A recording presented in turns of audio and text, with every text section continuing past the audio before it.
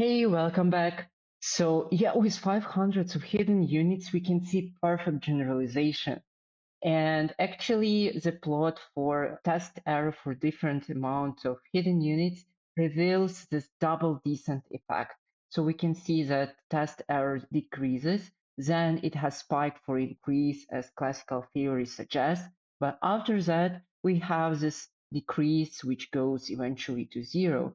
So for the first section, we have this classical theory of bias variance trade-off, and after that, we have unexpected second descent. And that's why it is called double descent. And it would be really nice to know what is the effect of noise presented in training data on this effect, as well as what is the effect of regularization in the training. So you're invited in this section to explore this effect. First of all, you're going to complete the function, which simply adds noise to training labels.